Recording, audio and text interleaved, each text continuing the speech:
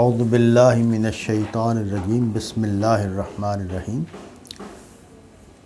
ان المتقین فی جنات و عیون ادخلوها بسلام آمنین ونزعنا ما فی صدورہم من غل اخوانا علی سرر متقابلین لا یمسہم فیہا نصب وما ہم منہا بمخرجین نبی عبادی انی انا الغفور الرحیم وان عذابی هو العذاب العلیم ونبئہم عن ضیف ابراہیم اذ دخلوا علیہ فقالوا سلاما قال انا منکم وجلون قالوا لا توجل انا نبشرک بغلام علیم قال ابشرتمونی علی ان مسنی الکبر فبما تبشرون قالوا بشرناک بالحق فلا تکن من القانتین قال ومن یقنط من رحمت ربہ الا الضالون قال فما خطبکم ایھا المرسلون قالوا انا ارسلنا الی قوم مجرمین الا آل لوط انا لمنجوہم اجمعین الا امرأتہ قدرنا انہا لمن الغابرین۔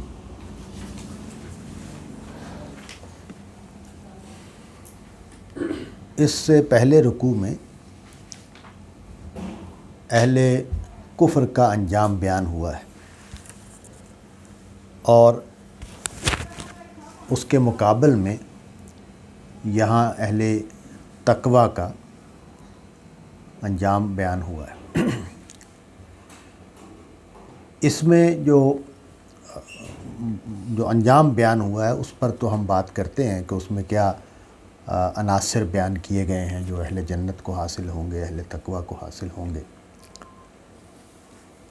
لیکن جو موضوع زیر بحث ہے وہ یہ ہے کہ اہل کفر اپنے انجام کو پہنچیں گے اور وہ انجام اس دنیا میں بھی طے ہے اور آخرت میں بھی طے ہے۔ آخرت کے انجام اور دنیا کے انجام کو مکی صورتوں میں اس طرح ملا کر بیان کیا تھا کہ گویا یہ دنیا کا انجام آخرت کے انجام کا آغاز ہے، اس کی تمہید کے طور پر ہے، اور اسی طرح دنیا میں جو جزا ملنی ہے وہ بھی آخرت کے انجام کی تمہید کے طور پر ہے۔ لیکن یہاں جو متقین کے لیے انجام بیان ہوا ہے اس میں اس صورتحال کی جھلک ہے جس صورتحال سے اس دنیا میں اہل ایمان گزرتے ہیں۔ تو جو دنیا ہے وہ اس میں جو آزمائشیں ہیں اور اس میں جو سختیاں ہیں ان کے مقابلے میں جو آخرت کا انجام ہے اس میں نعمتیں تو ہوں گی، وہ تو اس کا حصہ ہے ہی، لیکن وہاں جو کیفیات ہیں، جو احوال وہاں حاصل ہوں گے ان کو یہاں نمایاں کیا گیا ہے۔ لیکن میں اس کو بڑی اہمیت دیتا ہوں کہ قرآن مجید سے ہم اس سبق کو حاصل کریں کہ اس دنیا کے بارے میں ہمارا رویہ کیا ہونا چاہیے، اس دنیا کو ہم نے کیسے برتنا ہے، اس میں کیسے رہنا ہے، اس میں پیش آنے والے واقعات کو کس نگاہ سے دیکھنا ہے اور اس کے مطابق یعنی اس نقطہ نظر کے مطابق اپنے رویے، اپنے عمل، اپنے منصوبے کو طے کرنا ہے۔ تو جو پرابلم پیش آتی ہے مسلمانوں کو بطور خاص، اس لیے میں مسلمانوں کو بطور خاص کہہ رہا ہوں کہ مسلمان آخرت پر یقین رکھنے والا مذہبی گروہ ہے، اور آخرت پر یقین رکھنے کے باوجود آخرت سے غفلت اور آخرت کی اہمیت کا ادراک پوری طرح نہ ہونا یا اس کا مستحضر نہ ہونا، دونوں باتیں ہوتی ہیں، انسان کے ساتھ دونوں معاملات ہوتے ہیں۔ یعنی ہم اپنے خدا کو مانتے ہیں اور یہ ماننے میں کوئی اونچ نیچ نہیں ہے، اس میں کوئی کمی نہیں ہے، لیکن اس کے بعد جو تبدیلی میرے اندر آنی چاہیے، جس طرح کا انسان مجھے ہونا چاہیے، اس میں جو کمیاں اور کوتاہیاں پیدا ہوتی ہیں، اس میں ایک چیز اس کی اہمیت کا نظروں سے اوجھل ہونا ہے، اور دوسری چیز یہ ہے کہ اس دنیا کے معاملات کی وجہ سے جو غفلت طاری ہو جاتی ہے وہ اس کا سبب بنتی ہے۔ تو یہ دنیا جو ہے، اس میں دو طرح کی آزمائشیں ہمیں پیش آتی ہیں۔ ایک آزمائشیں وہ ہیں جو خدا کی طرف سے پیش آتی ہیں، جیسے مالی حالات میں خرابی پیدا ہو گئی، کوئی بیماری آ گئی، کوئی رشتہ داروں کے معاملے میں والدین کی وفات ہو گئی، بہن بھائیوں میں سے کسی کی وفات ہو گئی، اس طرح کے مختلف واقعات ہماری زندگی میں ہوتے رہتے ہیں۔ تو یہ بھی ایک آزمائش ہے، اور بعض صورتوں میں یہ بڑی آزمائش ہے، یعنی جب میرا انحصار ہے جس شخص پر، وہی فوت ہو جائے، وہی دنیا سے چلا جائے، تو میرے لیے ایک بڑا مرحلہ پیدا ہو جاتا ہے زندگی کا۔ ہم بہت اٹیچ ہوتے ہیں، جذباتی ہوتے ہیں بعض لوگوں کے حوالے سے، دوستوں کے حوالے سے، رشتہ داروں کے حوالے سے، ان میں سے کوئی رخصت ہو جائے تو اس طرح کی آزمائشیں بھی آتی، بیماریاں آتی ہیں۔ ان کو مینج کرنے میں بھی مشکلات پیش آتی ہیں، لیکن زیادہ مشکل ہمیں وہاں پیش آتی ہے کہ جب ہمارے جو دوست ہیں، احباب ہیں، رشتہ دار ہیں، والدین ہیں، بہن بھائی ہیں، ان سے ہمیں کوئی ناروا رویہ یا ناروا سلوک کا سامنا کرنا پڑتا ہے، پیش آتا ہے ہمیں۔ تو میں نے یہ دیکھا ہے کہ متقی لوگ، یعنی جو لوگ تقوی کے مدعی ہیں کہ میں بڑا متقی ہوں، میں بڑا نیک ہوں، میں آخرت رخی زندگی گزارتا ہوں، میں مذہبی آدمی ہوں، ان کے ہاں شکایت، ان کے ہاں رد عمل، ان کے ہاں فیصلہ اس طرح کا آتا ہے جو معلوم ہوتا ہے کہ یہ اس کے اندر تو ایمان بھی شاید نہیں ہے، یعنی اس طرح کا واقعات پیش آتے ہیں۔ ابھی حال ہی میں ایک بہت بڑی بزرگ ہستی کے اوپر کوئی تنقید ہوئی ہے، اور انہوں نے اس تنقید پر جس طرح رسپانس کیا ہے، اس نے مطلب ہے کہ اتنی مایوسی پیدا کی میرے اندر کہ میں اس مایوسی سے نکلنے میں مجھے مشکل پیش آئی۔ تو یہ واقعات ہوتے ہیں۔ تو قرآن مجید نے یہاں یہ بتایا ہے کہ جو جنت ہے وہ ہے بے آزار۔ یہ دنیا بے آزار نہیں ہے۔ اس دنیا میں تمہیں آزار پیش آنے ہیں، یہ ڈیزائن ہی اس طرح ہوئی ہے کہ یہاں آزار پیش آئیں گے، اور ان آزار کے ہوتے ہوئے تم نے یہ کر دکھانا ہے کہ تم تقوی والے ہو۔ ان آزار کے ہوتے ہوئے تم نے یہ کر دکھانا ہے کہ تم ایماندار ہو۔ ان آزار کے ہوتے ہوئے تم نے یہ کر دکھانا ہے کہ تم دوسروں کے خیر خواہ ہو۔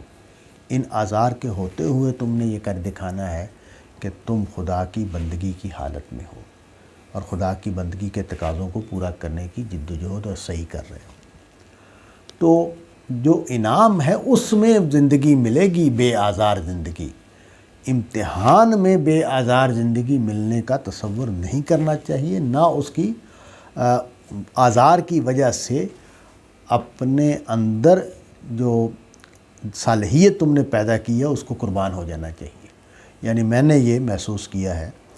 کہ ہم اپنے اندر موجود تقوی،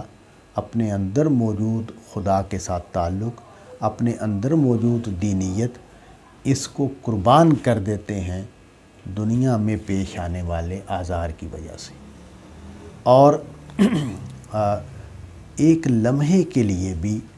بعض اوقات ہمارے ذہن میں نہیں آتا کہ جس مشکل میں میں ہوں اس سے نکالنے والی ہستی موجود ہے، اور وہ ہر چیز پر قادر ہے۔ اس کی قدرت میں ہے کہ وہ کسی بھی آزار سے مجھے نکال دے، کسی بھی مشکل سے مجھے نکال دے۔ اور اس کے لیے قرآن مجید نے کئی مقامات پر اس پر بات کی ہے، اور خاص طور پر حضرت موسیٰ علیہ السلام کا وہ جو سفر ہے جو انہوں نے خضر علیہ السلام کے ساتھ کیا ہے، اور اسی طرح حضرت یوسف کی جو واقعات ہیں وہ اسی بات کو واضح کرنے کے لیے بیان کیے گئے ہیں کہ دنیا کے آزار ہوتے ہوئے اور ایک بے گناہ انسان جیل میں ڈال دیا گیا ایک عورت کی سازش کی وجہ سے جو سرتسر جھوٹی تھی، لیکن وہ ان میں سے گزر گئے اور اپنے تقوی اور اپنے حسن سلوک کو کسی سطح پر قربان نہیں ہونے دیا۔ تو پھر قرآن مجید نے اتنا بڑا جملہ بولا ہے کہ کذالک نجزی المحسنین، ہم خوبکاروں کو اسی طرح جزا دیتے ہیں۔ تو یہ جو جگہ ہے، یہ جو مقام ہے، اس کو سمجھنے کے لیے ضروری ہے کہ ہم جنت دنیا میں نہ سمجھیں، یعنی اس دنیا کو جنت بنانے کی جدوجہد میں نہ پڑیں، اس دنیا کو امتحان کے طور پر گزاریں، اور جنت میں یہ سب کچھ حاصل ہو جائے گا جس کو ہم اس دنیا میں حاصل کرنا چاہتے ہیں۔ تو فرمایا کہ ان المتقین فی جنات و عیون، یہ جو اہل تقوی ہیں یہ باغوں میں ہوں گے اور چشموں میں ہوں گے۔ اب یہ جو منظر ہے، یعنی قرآن مجید جو ہے وہ جب جنت کو بیان کرتا ہے تو ہمارے سامنے کچھ مناظر لانا چاہتا ہے، اور وہ مناظر جو ہیں وہ ایک انتہائی اعلیٰ درجے کی خوشگوار زندگی کے مناظر ہیں۔ تو آپ اگر دنیا کے بادشاہوں کے محلات دیکھیں اور ان کے سیرگاہیں دیکھیں، ان کے گھر والوں کے لیے موجود سہولتوں کو دیکھیں، اب تو خیر دنیا نے، سائنس نے ترقی کر کے ان کو کافی پست کر دیا ہے۔ ان کے مطلب میں بچوں کو لے کر لاہور میں شاہی قلعے میں گیا تو میں نے وہ سب کچھ دیکھ کے میرے ذہن میں بار بار یہ احساس آ رہا تھا کہ یہ بیچارے بڑے غریب لوگ تھے، یہ جو بادشاہ تھے، ان کے مقابلے میں تو مجھے جو سہولتیں حاصل ہیں وہ بہت زیادہ ہیں۔ تو خیر یہ تو لیکن یہ کہ وہ جو آئیڈیل زندگی ہے کہ انہوں نے باغات بنائے، سیرگاہیں بنائیں، نہانے کا پتہ نہیں کیا کیا بندوبست کیے ہوئے تھے، اور پھلوں کے لیے باغات کس طرح کے تھے، اور یہ سب چیزیں۔ تو فرمایا کہ ان المتقین فی جنات و عیون۔ تو قرآن مجید جو ہے اپنے زمانے میں جو اعلیٰ ترین زندگی تصور کی جاتی تھی، یعنی قرآن جب نازل ہو رہا ہے اس اعلیٰ ترین زندگی کی تصویریں بنائی۔ اس کا مطلب یہ ہے کہ چونکہ مخاطب اول جو ہے اس کی جو پہنچ ہے، اس کے جو تصور کی پہنچ ہے، اس کو اپروچ کیا جا رہا ہے، تو اس لیے الفاظ اور تراکیب اور مناظر اس کی لحاظ سے ہیں۔ لیکن اب ہم اپنے اگر زمانے کے شعور کو دیکھیں اور جو تصویریں بنائی جا رہی ہیں کہ 22ویں صدی میں دنیا کیسی ہوگی اور 23ویں صدی میں دنیا کیسے ہوگی، اس کے جو فکشن لکھے گئے ہیں یا فلمیں بنائی گئی ہیں، تو ان کو دیکھنے کے بعد ہم یہ تصور کر سکتے ہیں کہ وہ جو زندگی ہوگی اس میں کیا کچھ ہوگا، کس درجے کی چیزیں ہوں گی، کس درجے کی سہولتیں ہوں گی، کس درجے کا سامان وہاں فراہم کیا جائے گا، تو وہ اس کا ہم اندازہ کر سکتے ہیں۔ تو یہ یعنی یہ جو جنات و عیون ہیں، یہ جنات و عیون اپنے اس معنی کے ساتھ ہیں کہ جو تم اعلیٰ ترین، اسی لیے ایک جگہ پہ قرآن مجید نے یہ بات بیان کر دی کہ جو تم چاہو گے، تو جو تم چاہو گے اس کا تصور جو ہے وہ میرے علم سے پیدا ہوتا ہے، کہ جب میرے علم میں آتی ہے کہ یہ ہونا چاہیے اور یہ ہونا چاہیے اور یہ ہونا چاہیے، تو میری تمنائیں بھی اس اعتبار سے پیدا ہوتی۔ ادخلوہا بسلام آمنین، کہ ان باغوں میں اور ان چشموں میں تم داخل ہو جاؤ سلامتی کے ساتھ، امن کے ساتھ۔ تو مطلب یہ ہے کہ اب دیکھیں یہ دنیا کے تقابل میں بات ہو رہی ہے۔ اس دنیا میں جو نعمتیں ہیں وہ محدود ہیں، اور نعمتیں انسانوں کے استحصال اور انسانوں کے استحصال کی وجہ سے کچھ طبقات میں محدود ہو جاتی ہے. یعنی میں کئی بار یہ سوچتا ہوں کہ پاکستان میں جو غریب لوگوں کی تعداد ہے وہ اتنی زیادہ ہے کہ تصور سے باہر ہے. یعنی ہم تصور نہیں کر سکتے کہ اچھا اتنے لوگ غریب ہیں اس ملک میں آباد ہیں. یعنی یہ بیان کیا جاتا ہے کہ لو پاورٹی لیول پر ہماری 40 سے 60% آبادی رہتی ہے، اور اس کا معیار یہ ہے کہ وہ 200 روپے یا 300 روپے روزانہ کماتی ہے. وہ فیملی جو 4-5 افراد کی فیملی ہے. تو مطلب یہ ہے کہ یہ اتنی بڑی آبادی ہے جو اس لیول پر رہ رہی ہے. تو اس کی کیا وجہ ہے؟ اس کی وجہ یہ ہے کہ اس پاکستان میں جو روٹی ہے اور کپڑا ہے اور مکان ہے یہ تھوڑے ہیں اور آبادی زیادہ ہے. تو معلوم ہوا کہ ایسا نہیں ہے. اصل میں کہانی دوسری ہے کہ ہماری یہ جو یہاں جو وسائل ہیں اس کا 80% یا بعض لوگ کہتے ہیں کہ 90% 10,000 خاندانوں کے پاس ہے. تو انہوں نے قبضہ کیا ہوا ہے، وہ نیچے جانے نہیں دیتے. اس کے نتیجے میں اتنے بڑے لیول پر غربت ہے. تو یہ جو استحصال ہے اور استحصال ہے دنیا میں، یہ وہاں ختم کر دیا جائے. وہاں ہر آدمی کو پھل اور سایہ اور درخت اور سیرگاہیں اور نعمتیں طرح طرح کی وہ اس طرح حاصل ہو جائیں گی جس طرح یہاں ہم سب کو ہوا حاصل ہے. ہوا پر کسی کا قبضہ نہیں ہے نا، کوئی پرابلم نہیں ہے، اور ہر آدمی آرام سے سانس لے رہا ہے اور جیسے چاہے اب ہوا سے اپنی زندگی کا سامان کر رہا ہے. تو یہ جو بسلام آمنین ہے، اس کا مطلب یہ ہے کہ وہاں کوئی استحصال اور کوئی استحصال کرنے والا نہیں ہوگا. وہاں نعمتیں جو حاصل ہوں گی ان کو کوئی خطرہ لاحق نہیں ہوگا. کوئی چوری کا، کوئی ڈاکے کا، کوئی کسی کے قبضہ کر لینے کا، کسی کے چھین لینے کا کوئی امکان وہاں نہیں ہوگا. پھر ہمیں جو انسانوں سے معاملہ پیش آتا ہے وہ معاملہ کیا ہے؟ ہر دوسرا انسان، ہم نا ایک کام بہت کرتے ہیں اور خاص طور پر ہماری خواتین یہ کام بہت کرتی ہیں، وہ یہ کہ دوسرے کے قلب کی حالت کو طے کرتے ہیں. اس کے اندر کیا ہے، اس کا باطن کیا ہے، اس کو طے کرتے ہیں. اس میں حرص پائی جاتی ہے، اس میں لالچ پایا جاتا ہے، اس میں حسد پایا جاتا ہے، اس میں یہ چیزیں پائی جاتی ہیں. اچھا، ایسا نہیں ہے کہ یہ ہوتا نہیں ہے، یہ ہوتا ہے. اس لیے کہ ہم دنیا میں کمزور ہیں اور ہمیں پتہ ہے، ہمیں تجربہ بھی اس کا ہوتا ہے کہ میری ترقی کی راہ میں فلاں فلاں چیز رکاوٹ ہے، فلاں شخص رکاوٹ ہے، فلاں حالات رکاوٹ ہیں.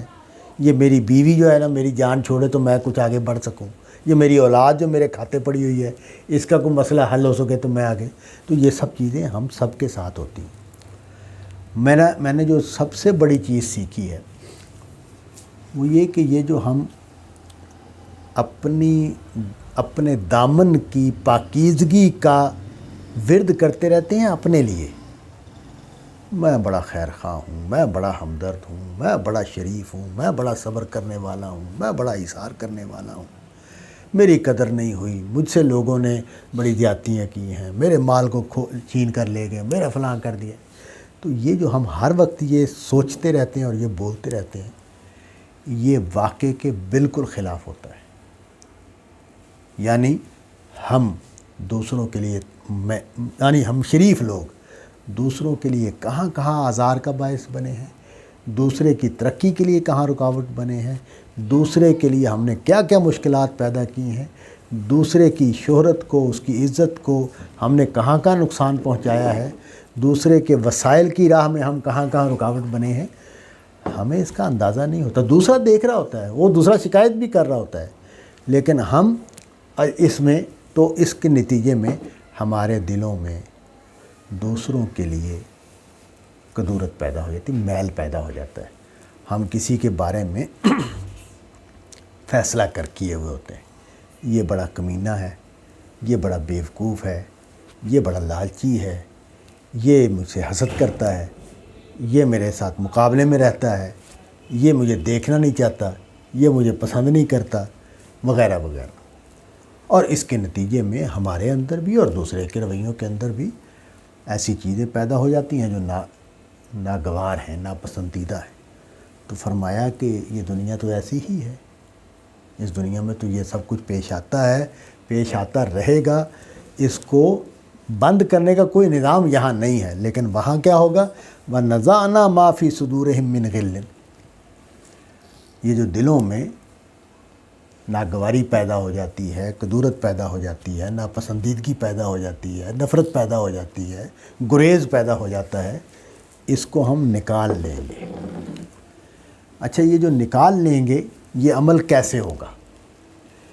یہ اس طرح بھی ہوگا کہ خود جنت میں جا کے جو صورتحال ہی بدل جانی ہے، جو معاملات ہی بدل جانے ہیں، جو واقعات ہی بدل جانے ہیں، اس کے نتیجے میں خود ہمارے اندر ان چیزوں کے ہونے کے اسباب منہا ہو جائیں گے۔ دوسری چیز بھی ہے، وہ ہم دنیا میں اس کا تجربہ کرتے ہیں کہ جو چیزیں مجھے مسلسل پیش آتی ہیں اس کے نتیجے میں میں کچھ فلسفے بنا لیتا ہوں، زندگی کے بارے میں کچھ فیصلے کر لیتا ہوں، اور میں کچھ چیزوں میں نیگیٹو ہو جاتا ہوں، میرے اندر نیگیٹیوٹی پیدا ہو جاتی ہے۔ تو وہ نیگیٹیوٹی پھر دور کرنی پڑے گی۔ یعنی وہ جس طرح آج کل ایک لفظ جو ہے نا چل پڑا ہے کہ اس کا سافٹ ویئر جو ہے اپ ڈیٹ ہو گیا ہے، تو وہ سافٹ ویئر اپ ڈیٹ کرنے کی وہاں ضرورت پڑے گی۔ اس کو بھی ان لفظوں میں سمجھا جا سکتا ہے کہ وَنَزَعْنَا مَا فِي صُدُورِهِم مِّن غِلٍّ، کہ ہم ان کے سینوں میں جو غل ہے، جو ناگواریاں ہیں، جو ناپسندیدگیاں ہیں، جو نفرتیں ہیں، جو گریز ہیں، ان کو ہم ہٹا دیں گے۔ اخواناً، یہ بالکل بھائی ہو جائیں گے، ایک دوسرے سے محبت کرنے والے ہو جائیں گے۔ علی سرر متقابلین، اور تختوں پر بیٹھے ہوں گے ایک دوسرے کے سامنے۔ یعنی یہ نہیں ہوگا کہ بھئی میں نہیں، اس کے ساتھ میں نہیں بیٹھ سکتا، اس کے ساتھ تو میں بات نہیں کر سکتا، یہ تو نہ ہی آیا کرے میرے گھر میں تو اچھا ہے۔ وہاں یہ صورتحال ہے اس کے الٹ ہوگی کہ ہم اکٹھے بیٹھ کر ایک دوسرے کے سامنے ہنستے کھیلتے ہوئے بھائیوں کی طرح باتیں کرتے ہوئے اللہ کی دی ہوئی نعمتوں کو ان سے لطف اندوز ہو رہے ہوں گے، ان سے فائدہ اٹھا رہے ہوں گے۔ لا یمسہم فیہا نصب وما ہم منہا بمخرجین، اور ان کو اس میں کوئی تھکاوٹ نہیں ہوگی۔ نصب کا جو لفظ ہے وہ اس بات کو بیان کرتا ہے کہ جب ہم کسی کام کو کرتے ہیں تو ایک وقت آتا ہے کہ جب ہم یہ محسوس کرتے ہیں کہ یار اب دل نہیں لگ رہا اس میں، اب نہیں ہوتا یہ، اب میں نہیں، مجھے لگتا ہے کہ مجھے چھوڑ دینا چاہیے۔ تو اس میں اکتاہٹ بھی ہے، تھکاوٹ بھی ہے، اور بے ہمتی بھی ہے، وہ سب چیزیں نصب کے لفظ میں ویسے تو یہ تھکاوٹ کے ہم معنی لفظ ہے، لیکن یہ جو میں نے ساری وضاحت کی ہے وہ اس لیے کر پایا ہوں میں کہ جو جب کلام جو ہے وہ اس طرح کیا جا رہا ہوتا ہے کہ اس کو ایک بڑی حقیقت کو بیان کرنا ہے، تو وہ پھر لفظ اپنی لغوی جو دائرہ ہے اس سے اٹھ کر وہ معنوی وسعتوں میں استعمال ہونے لگ جاتا ہے، جیسے شاعری میں ہوتا ہے، جیسے بڑے کلام میں ہوتا ہے۔ تو اس طرح ہم اس میں یہ سب پہلو محسوس کرتے ہیں کہ یعنی وہاں کا انسان، جنت کا انسان جو ہے، اس کی جو بشاشت ہے، اس کا جو نشاط ہے، اس کی جو دل لگی کی کیفیت ہے، اس میں ماندگی نہیں آئے گی، اس میں کمزوری نہیں آئے گی، وہ توانائی کے ساتھ وہ سب چیزوں میں شریک ہوگا سب کے ساتھ۔ یعنی ہم کھیلتے بھی ہیں تو کھیلنے کی بھی ایک حد ہے نا، کھاتے ہیں تو کھانے کی بھی ایک حد ہے نا۔ تو دنیا میں تو ایسے ہی ہے کہ ہماری جو لطف اندوز ہونے کی جو صلاحیت ہے اس کی بھی ایک کیپیسٹی ہے۔ تو وہ جنت میں یہ بتایا گیا ہے کہ جنت میں یہ جو کیپیسٹی ہے یہ اس طرح نہیں ہے جیسے دنیا میں ہے۔ تو اس کو بیان کیا کہ لا یمسہم فیہا نصب وما ہم منہا بمخرجین۔ اوپر جو بات کہی تھی نا بسلامن آمنین، کہ یہ اس میں سلامتی کے ساتھ رہیں گے، امن کے ساتھ رہیں گے،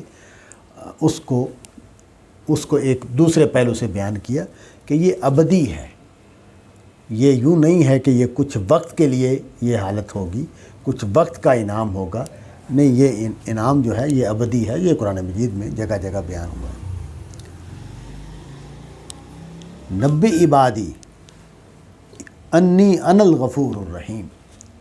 تو یہ جو سب کچھ بیان ہوا ہے کہ جنت میں اہل تقوی کو یہ ملے گا، تو اس کی وجہ یہ ہے کہ میرے بندوں کو بتا دو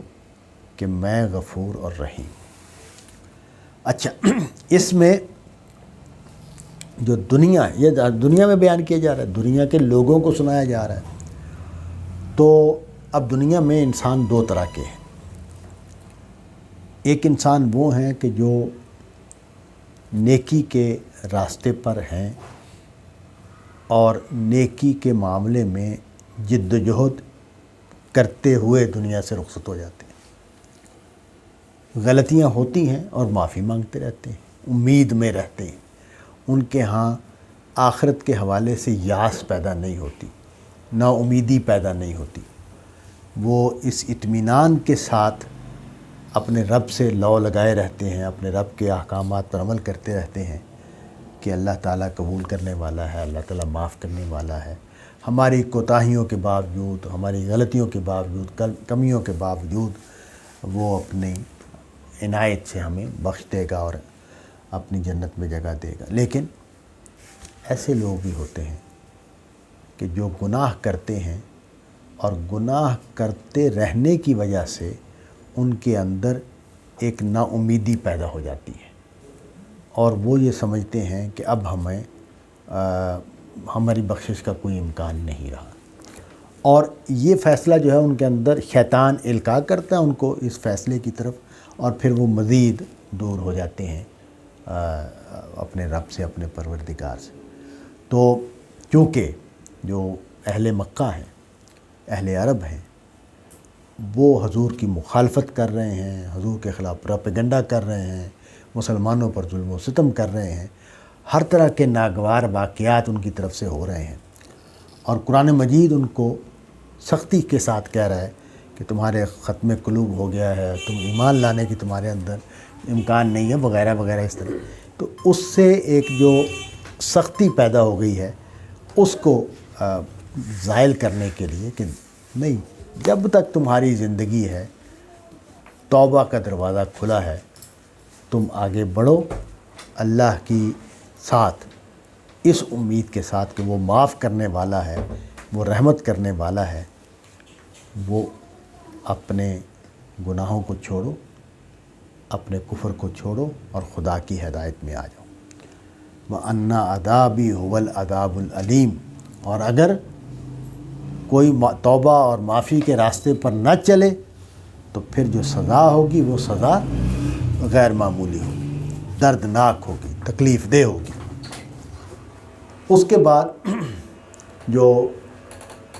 ابراہیم علیہ السلام کا واقعہ بیان کیا جا رہا ہے،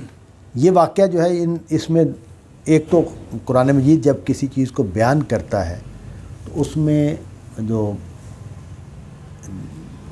لطیف نکات ہیں وہ تو آتے ہیں، ظاہر ہے، صرف یہ ایک رخ نہیں ہے اس کلام مجید کا،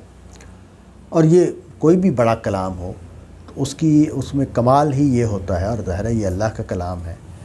کہ وہ اپنی وسعتوں کو ساتھ لیے ہوئے اپنے مقصد کو بھی حاصل کر رہا ہوتا ہے، اور کچھ چیزیں مزید بھی اس میں ہمیں حاصل ہوتی۔ تو جو کانٹیکسٹ ہے، جو سیاق ہے، وہ تو یہ ہے کہ عذاب آنا ہے، رسول کے انکار اور رسول کے دشمنوں کو سزا دی جاتی ہے، اور یہ سزا اس دنیا میں بھی ہے اور اس آخرت میں بھی ہے۔ تو یہاں حضرت ابراہیم علیہ السلام کا اس حوالے سے ذکر آ گیا۔ وَنَبِّئْهُمْ عَنْ ضَيْفِ ابراہیم، ان کو خبردار کرو، خبر دو ابراہیم کے مہمانوں کے حوالے سے۔ اچھا دیکھیں، اب فرشتوں سے ملاقات، اس کا مطالبہ ہے اہل مکہ کی طرف سے۔ یہ بات بار بار مطالبے کے طور پر سامنے آ رہی ہے کہ یہ جو دعویٰ کیا جا رہا ہے کہ فرشتے اترتے ہیں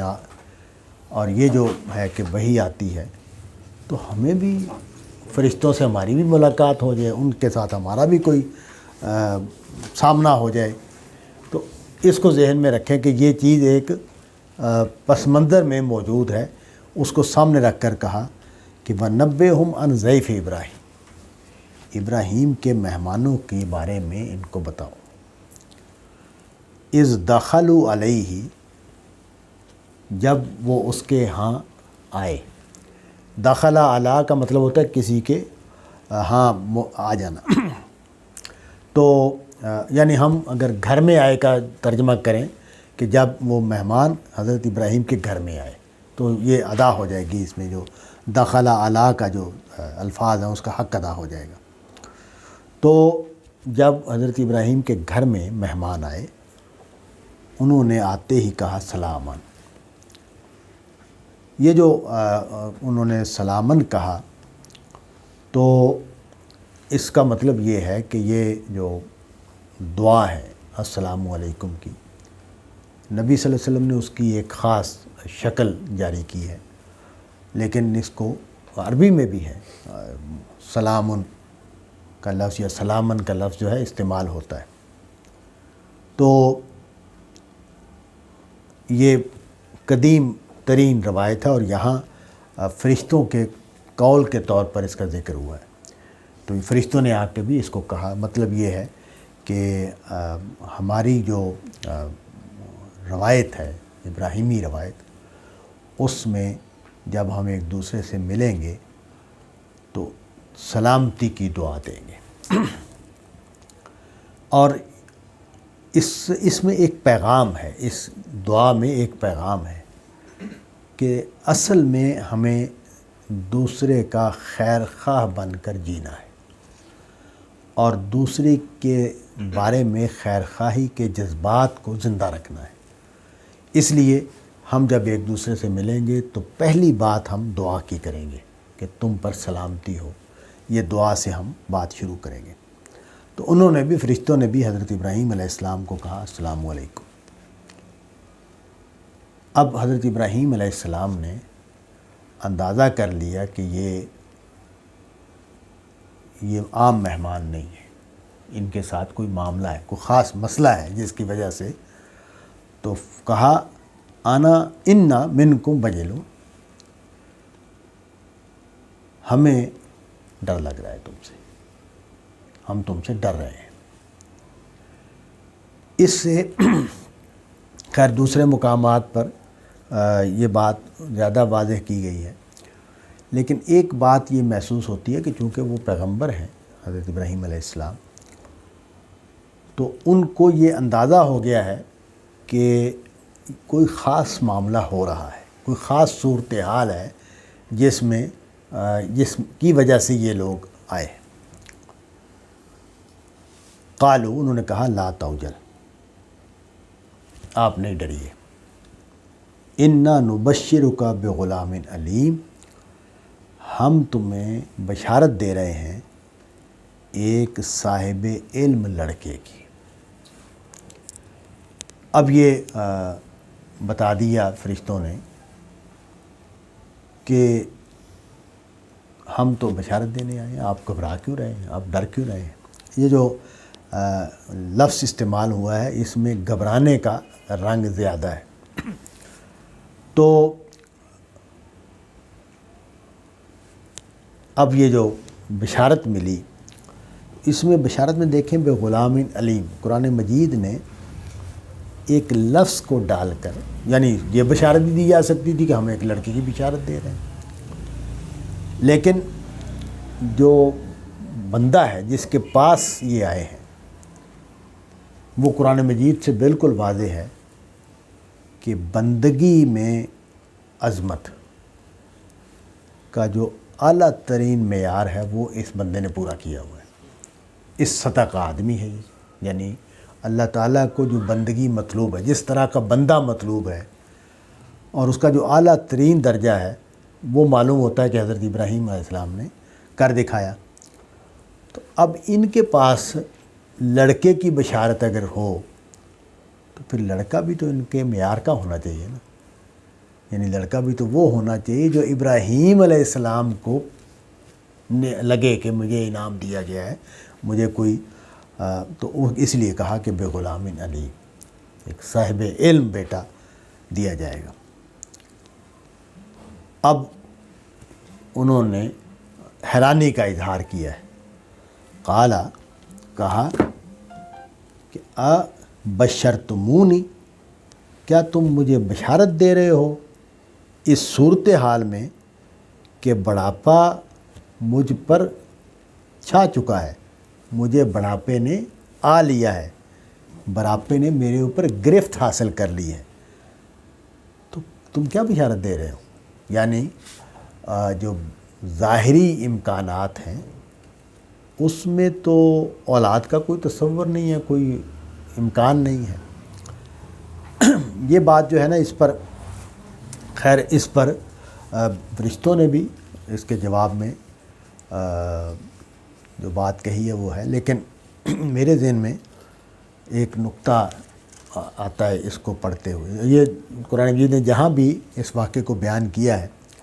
وہاں حضرت ابراہیم علیہ السلام کی طرف سے یہ سوال نقل کیا ہے کہ بھئی کیسے اولاد ہو سکتی ہے، میں بوڑھا آدمی ہوں، اور دوسری جگہ پر تو یہی بیان کیا کہ میری بیوی باج ہے، یعنی وہ اس میں اولاد پیدا کرنے کی اہلیت ہی نہیں ہے اور بوڑھی بھی ہو گئی ہے، اور میں خود بوڑھا ہو چکا ہوں۔ اس کا مطلب یہ ہے کہ پیغمبر اس حقیقت سے آگاہ ہیں کہ اس دنیا کا نظام اس دنیا کے قانون کے تحت چلایا جا رہا ہے، اسی میں امتحان ہو رہا ہے، اسی میں امکانات پیدا ہو رہے ہیں، اور ان کو عام طور پر نہیں چھیڑا جاتا، یعنی پھر معجزہ ہوگا، ویسے قانون چلتا ہے۔ یعنی یہ تو ٹھیک ہے کہ اللہ تعالیٰ جو چاہیں کر سکتے ہیں، لیکن وہ جو چاہیں کر سکتے ہیں اس کا اظہار کب کریں گے؟ تو اس دنیا میں اسباب کا پردہ تان رکھا ہے، وہ اس میں مداخلت کرتے ہیں، لیکن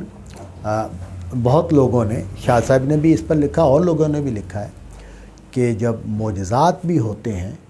تو ان کا ایک حصہ پردے ہی میں رکھا جاتا ہے، یعنی ایسا معجزہ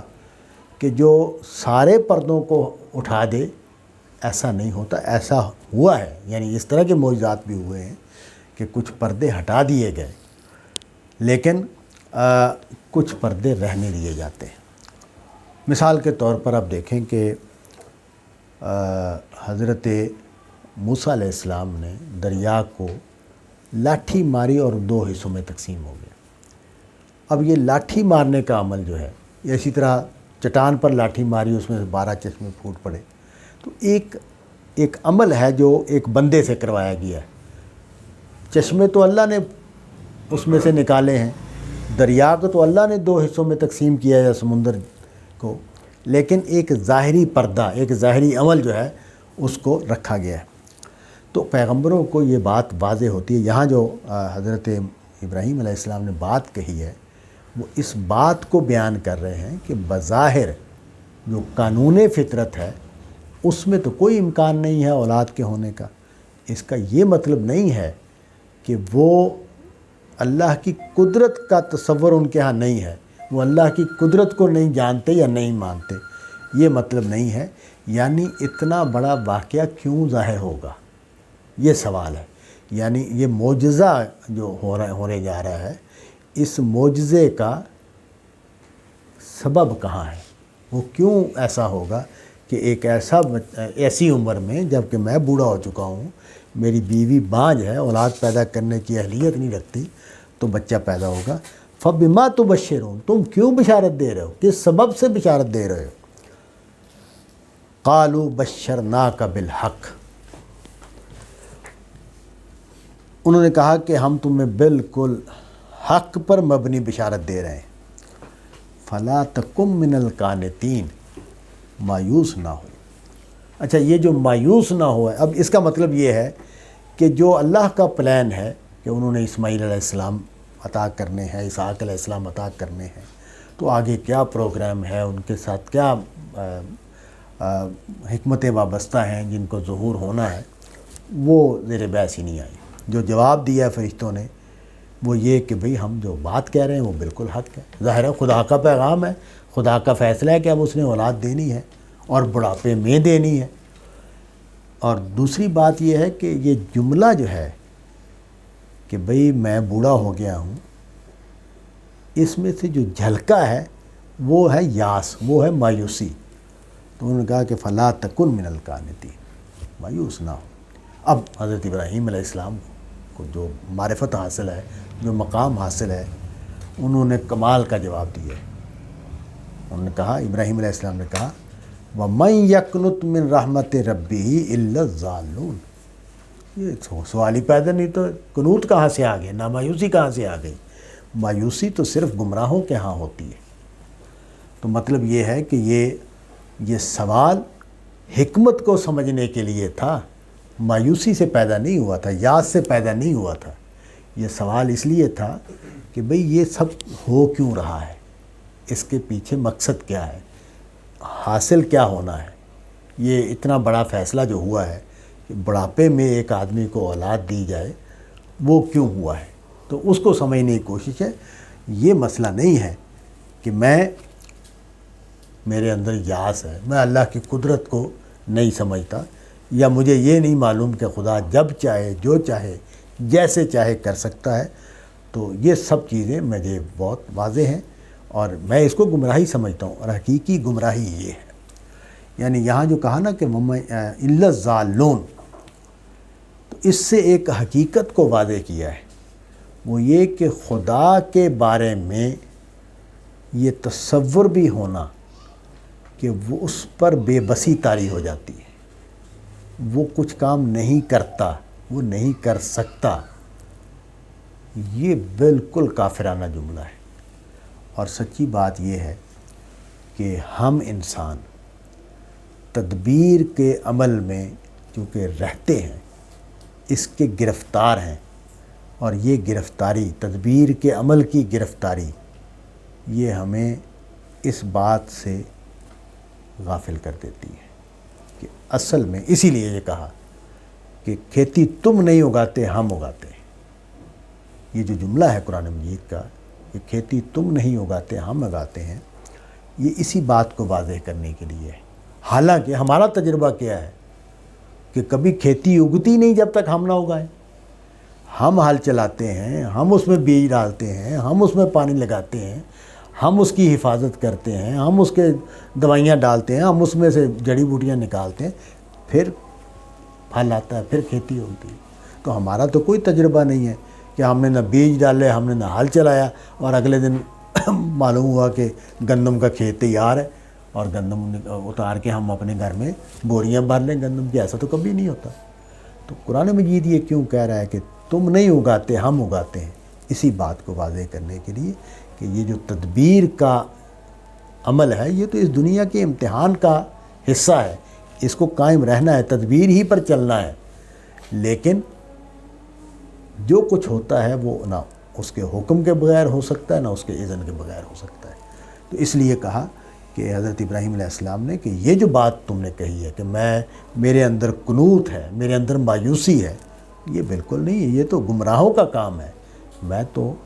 ہدایت پر ہوں، مجھے اچھی طرح معلوم ہے کہ خدا کی قدرت، اس کی عظمت، اس کی شان کیا ہے۔ اب یہ ان کو واضح ہے کہ یہ جو مہمان آئے ہیں، یہ صرف اس لیے نہیں آئے کہ مجھے بیٹے کی بشارت دیں۔ کیوں ان کے ذہن میں یہ خیال پیدا ہوا؟ مولانا اصلاحی نے بڑا صحیح نقطہ پیدا کیا کہ وہ ظاہر ہو گئے، اور فرشتے ظاہر نہیں ہوتے جب تک عذاب کا فیصلہ نہ ہو۔ تو اصل میں پیغام یہ دینا پیش نظر ہے کہ یہ جو تم مطالبہ کر رہے ہو کہ فرشتے ہمیں دکھائے جائیں، ہماری فرشتوں سے ملاقات کروائی جائے، تو اس لیے یہ آغاز یہاں ہوا ہے قصے کا نبئہم عن ضیف ابراہیم، کہ فرشتے جب مہمان بن کے آئیں گے اور نظر آئیں گے، لوگوں کو دکھائی دیں گے، تو پھر فیصلہ عذاب کا ہو چکا ہوگا، عذاب نافذ کرنے کے لیے وہ آئیں گے۔ تو اس لیے کہا کہ انہوں نے سوال کر دیا کہ بھئی یہ بتاؤ کہ اصل مشن کیا ہے۔ اور یہ جو خطبکم کا لفظ ہے،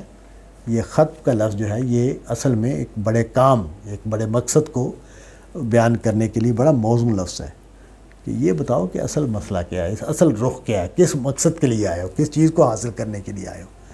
اور کہا کہ ایھا المرسلون، اے بھیجے گئے ہو، یعنی جن کو بھیجا گیا ہے وہ کس کے لیے بھیجے گئے ہو، یعنی لفظ بھی بڑا اچھا انتخاب کیا، ایھا المرسلون، یہ جو تم بھیجے گئے ہو تو یہ بتاؤ کہ آگے کیا منزل ہے۔ قالوا انا ارسلنا الی قوم مجرمین، کہا انہوں نے اسی میں مرسلون ہی سے لفظ کو استعمال کیا کہ ہمیں بھیجا گیا ہے مجرموں کی طرف، مجرم لوگوں کی طرف بھیجا گیا ہے۔ تو اب دیکھیں، یعنی یہ جو فرشتے ہیں انہوں نے ان کو مجرم کہا ہے، جو حضرت لوط علیہ السلام کی قوم ہے، جن کی طرف حضرت لوط علیہ السلام کو دعوت کے لیے بھیجا گیا ہے، وہ کام کر رہے تھے وہاں، ان لوگوں کے بارے میں کہا کہ ہمیں مجرموں کی طرف بھیجا گیا ہے، مجرم لوگوں کی طرف بھیجا گیا ہے۔ اس کا مطلب یہ ہے کہ وہ خدا کی چونکہ سزا کو نافذ کرنے کے لیے آئے ہیں، اور یہ فیصلہ ہو گیا ہے اوپر سے کہ یہ اب مجرم ہے، یعنی جرم ثابت ہو گیا ہے، جرم اپنے پوری شان کے ساتھ ظاہر ہو گیا ہے۔ وہ ظاہر ہے، وہ جرم جب پیغمبر آتے ہیں تو جیسے میں ابھی عرض کر رہا تھا کہ بہر اعتبار واضح کر دیا جاتا ہے لوگوں پر کہ یہ سچا پیغمبر ہے، اس کا دعویٰ کہ میرے اوپر وحی آتی ہے یہ سچا ہے، اس کی دعوت جو یہ پیش کر رہا ہے وہ حق ہے، اس بات کو واضح کر دیا جاتا ہے، یعنی وہ ایک ماحول ہے، ایک فضا ہے جو اس کے ساتھ پیدا ہو جاتی ہے۔ اس کے بعد بھی اگر لوگ انکار کریں، اس کے بعد بھی لوگ اگر حق کی دشمنی کریں، اس کو مٹانے کی جدوجہد کریں، تو پھر یہ مجرم ہے۔ تو اس لیے کہا، اور یہ کہا کہ الا علی لوط۔ اب یہ ظاہر ہے جب انہوں نے کہا کہ ہمیں مجرموں کی طرف بھیجا گیا ہے، تو اس سے اب یہ مسئلہ پیدا ہو جاتا ہے کہ وہاں تو لوط علیہ السلام ہے اور ان کا خاندان ہے، تو کہا کہ سوائے لوط اور اس کے گھر والوں کے۔ اب گھر والوں میں جب ذکر آیا تو ظاہر ہے گھر والوں میں تو بیوی بھی شامل ہے، اور وہ چونکہ مجرموں میں شامل تھی تو اس لیے اس کا ذکر الگ سے کرنا پڑا۔ انا لمنجوہم اجمعین، ہم ان سب کو بچا لیں گے، یعنی لوط اور اس کے گھر والے، ان کو بچا لیا جائے گا، الا امرأتہ، سوائے اس کی بیوی کے۔ قدرنا، ہم نے یہ بات طے کر لی ہے، انہا لمن الغابرین، اور وہ جو عورت ہے، جو بیوی ہے ان کی، وہ پیچھے رہ جانے والوں میں سے ہے، یعنی جو عذاب کا شکار ہونے والے لوگ ہیں ان کے ساتھ رہ جانے والوں میں سے۔ تو یعنی اس پیراگراف میں یا اس رکوع میں اس بات کو، پہلے تو اس بات کو بیان کیا کہ اہل جنت کو کیا نعمتیں حاصل ہوں گی، اور ابراہیم علیہ السلام کا واقعہ سنا کر عذاب کے امکان اور فرشتوں کے آنے کا نتیجہ اس کو واضح کر دیا، اور حضرت لوط علیہ السلام کی قوم پر جو عذاب آیا ہے اس میں جو فرق ہے اس کو بھی واضح کر دیا کہ پیغمبر اور اس کے گھر والے اگر اہل حق ہوں گے تو نجات پائیں گے، ورنہ یہ بھی ہوا ہے کہ لوط کی بیوی جو ہے اس کو بھی سزا پانے والوں کے لیے چھوڑ دیا گیا۔ وآخر دعوانا ان الحمد للہ رب العالمین۔